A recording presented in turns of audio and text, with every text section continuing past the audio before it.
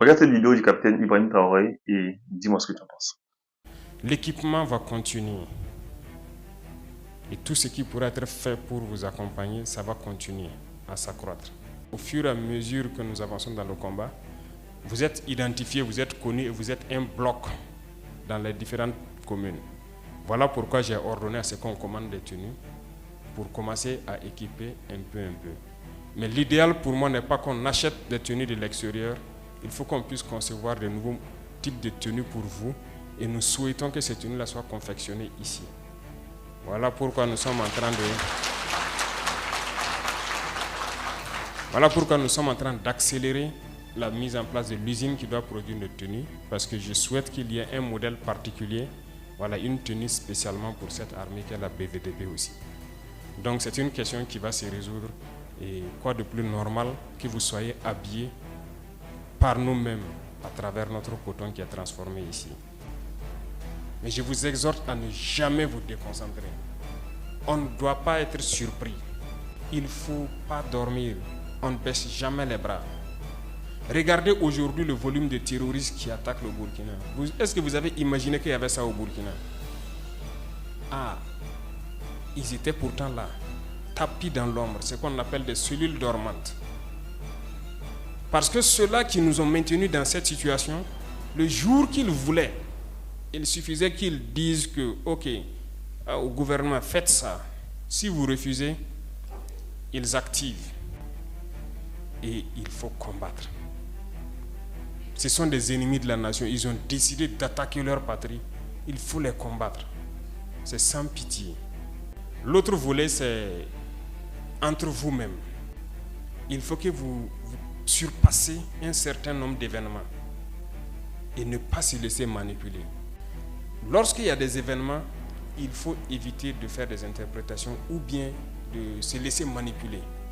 Notre pays a longtemps été dans un système très compliqué. La plupart d'entre vous qui êtes jeunes comme moi, nous sommes nés dans ce système-là. Mais ce n'est pas ça qui peut permettre au Burkina de vivre. Parce que dans cette situation, il y a deux cas seulement. Soit on accepte combattre, ou bien on reste esclave à jamais. Je vous l'ai dit une fois. Et il y en a qui sont esclaves dans la tête. Ils ne peuvent que servir leur maître. Et ces gens-là essaient chaque fois de vous manipuler. Il faut qu'entre vous, vous vous conseillez. Parce que chaque situation peut être exploitée par ces ennemis de la nation-là pour essayer de vous décourager, de vous démotiver. Donc, il faut que vous vous conseillez entre vous et ne pas faire attention à certains propos, même sur certains médias. Tout le monde n'est pas obligé d'être patriote. Vous êtes les premiers patriotes. Vous avez décidé de défendre la patrie. Il n'y en a pas meilleur que ça. Ceux qui veulent vous soutenir, qu'ils vous soutiennent. Ceux qui veulent vous décourager à travers les écrits, il faut fermer les oreilles et avancer. Ceux-là, nous allons les combattre ici.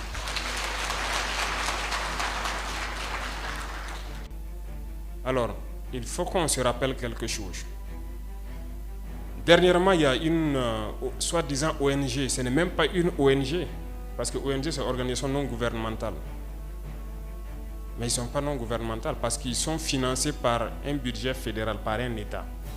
Cette soi-disant ONG-là produit des rapports pour dire que voilà, les FDS, les VDP font des exactions, c'est rentré là, c'est sorti ici. C'est pour entacher votre morale. C'est pour vous faire peur, pour vous empêcher de pouvoir combattre. Non. D'ailleurs, nous allons porter plainte contre cette ONG. Parce que il faut que les gens comprennent quelque chose. Ce qui nous arrive ici, c'est vrai qu'ils ont manipulé une partie de nos populations au Sahel ici. Mais ils n'avaient pas cet armement-là. Qu'est-ce qui a amené l'armement assez important dans leur rang? C'est la Libye. Qui a détruit la Libye? C'est cette ONG, cette même ONG qui a fait ces rapports mensongers et donné à qui veut créer une rébellion pour que les gens interviennent et faire tomber Kadhafi et la poudrière se retrouve déversée au Sahel. Ces millions de vies qui ont été ôtées dans le Sahel, là, on doit porter plainte contre cette ONG parce qu'elle est responsable de ces rapports mensongers qu'elle a fait pour consolider cette thèse d'attaquer la Libye. Ils n'ont pas de leçon de morale à nous donner. Regardez le monde. Qu'ils aillent défendre les droits de l'homme partout dans le monde d'abord avant de venir ici. Nous avons la chance d'avoir des situations similaires dans ce monde-là. Vous vous êtes engagés volontairement. Il y a des pays où on prend de force, on tue. Tu pars ou tu meurs. D'autres même en voulant fuir finissent par mourir. Ils ne parlent pas des droits de l'homme. Parce que ces gens nous voient comme des sous-hommes. Ils nous voient comme des esclaves. C'est comme ça dans leur tête. Ils n'ont jamais changé de logiciel, mais c'est à nous de leur montrer que nous ne sommes pas des esclaves et nous n'allons jamais accepter cet état de fait.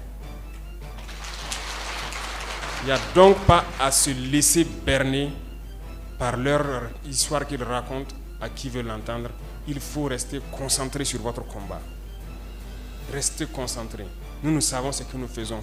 Et même actuellement, le commandant BVDP m'a dit qu'il y a une session de formation des droits de l'homme au profit des chefs de groupe et leurs adjoints qui est en cours. Si nous faisons des efforts, nous savons que c'est pour nous. Nous ne faisons plus quelque chose pour plaire à quelqu'un. Nous le faisons pour notre patrie. Et vous êtes engagés pour ça. Défendez votre patrie. N'écoutez pas ces individus-là. Ils ne doivent pas entacher votre morale. Dans l'histoire du monde, il y a eu des guerres.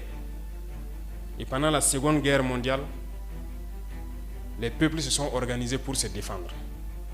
Un peu partout. Mais il y a un pays qui ne pouvait pas se défendre, qui était obligé de venir prendre nos ancêtres pour aller les défendre. Et aujourd'hui, ce même pays veut nous donner des leçons.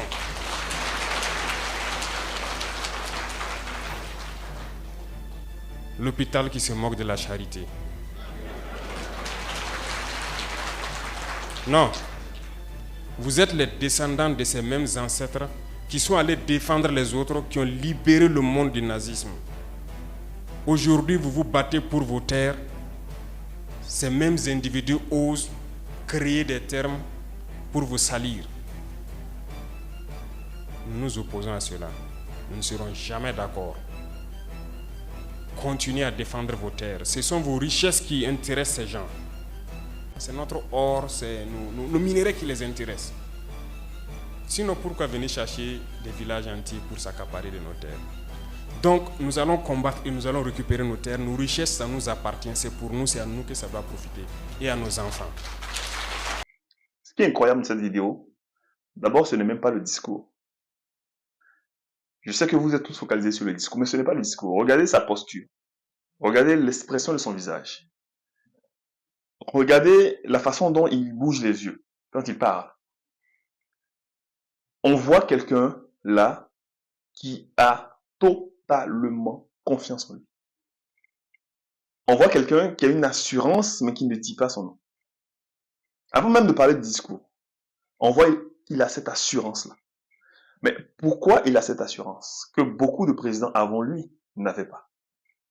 En tout cas, qui n'osaient pas parler de cette façon. Parce que ces gens-là, justement, étaient dans un environnement où ceux qui les faisaient tomber ou qui les faisaient peur utilisaient justement des leviers importants et qui ont fonctionné un peu partout en Afrique. Ces leviers sont les leviers du tribalisme ou de ce communautarisme religieux, malheureusement. Et ça fait tomber beaucoup de présidents africains. Quand je prends le cas de Laurent Gbagbo, je prends le cas de Sylvanus Olympio, je prends le cas de tous ces présidents qui sont tombés, vous allez voir, la cause première, c'était le tribalisme. Donc là, on avait affaire à une population qui n'était pas mature. Donc peut-être beaucoup qui n'avaient pas accès à l'information. Et quelle information d'ailleurs? C'était les chaînes étrangères qui s'exprimaient déjà en Afrique. Les gens, ils regardaient des émissions étrangères, ils regardaient des informations, le journal, etc., venant de l'étranger. Donc les gens étaient lobotomisés en permanence. On leur faisait comprendre que il fallait qu'ils s'accrochent sur la notion d'ethnicité, qu'il fallait qu'ils s'accrochent sur un communautarisme religieux, chose que les autres, même dans leur pays, ils n'appliquent pas. Et donc c'est cette immaturité-là qui a été imposée à la jeunesse africaine et qui malheureusement permettait de faire tout ce qu'ils ont fait pendant ces 60 années, malheureusement, de dictature, de manipulation, etc. Et aujourd'hui, on a affaire à une jeunesse qui est totalement éduquée. Quand vous regardez déjà Ibrahim Traoré et Assimi Goïta, ils sont pas vieux. Ils n'ont pas la cinquantaine, déjà. Donc, ils font partie de cette jeunesse-là qui a, au fur et à mesure, au fil du temps, s'est rééduquée. Elle s'est rééduquée et qui, aujourd'hui, prend les choses en main en disant, nous ne serons plus manipulés comme l'ont été nos parents, comme l'ont été nos grands frères. C'est terminé. Oui. Et c'est là aussi la puissance de l'ère du Verseau. Parce que l'ère du Verseau s'est servi de certains mécanismes, comme les réseaux sociaux, justement, pour élever le niveau de compréhension, mais surtout de maturité de la population. C'est ce qui est intéressant.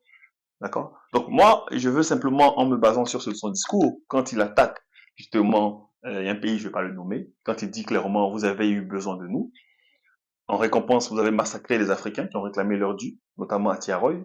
Quand je dis ça, vous comprenez de qui je parle déjà. Il attaque aussi les Occidentaux de façon générale, quand on voit le bordel qui a été mis en Libye, etc., etc. Et donc, il fait comprendre que aujourd'hui, vous pouvez faire ce que vous voulez. Je ne suis pas seul. Je ne suis pas seul. Vous avez des millions d'Africains, d'abord des millions de Burkinabés déjà qui sont matures, des millions de Maliens qui sont matures, des millions de Nigériens qui sont matures. Et puis dans certains pays d'Afrique, il y a des gens qui comprennent. Donc nous ne sommes plus seuls. D'accord? Vous pourrez peut-être nous faire tomber. C'est pas magie. D'accord? Mais nous ne sommes plus seuls. Et c'est ça qui est important déjà. Et donc moi je veux dire à la jeunesse noire du monde entier, sortez de cette fausse zone de confort. Quand on prend la Caraïbe, les gens ont peur. On veut pas finir comme Haïti. On veut pas faire ça. Donc on s'enferme, d'accord, dans des fausses croyances qui malheureusement nous maintiennent en tant que paillassons de l'humanité. Donc il est important que nous sortions justement de cette fausse zone de confort-là. Parce que si nous n'avons pas cette maturité spirituelle, si nous n'avons pas cette maturité économique, cette maturité politique, cette maturité à tous les niveaux, vous risquez de rester comme ça. Et c'est ce que le président Traoré essaie de dire. Faites comme moi, n'ayez plus peur. Vous pouvez parler haut et fort et dire les vérités. Les choses qui étaient taboues à l'époque, on peut les dire maintenant. Donc c'est important. Donc si tu apprécies également cette vidéo, dis-le moi en commentaire. Est-ce que toi également tu fais partie de cette jeunesse qui a compris, cette jeunesse mature? Dis-le moi également en commentaire. Puis si tu es nouveau sur la chaîne, n'hésite pas à t'abonner. Ici on parle d'histoire, de politique, de spiritualité, etc. Donc n'hésite pas à t'abonner et le like c'est important. Je te dis à demain pour une prochaine vidéo.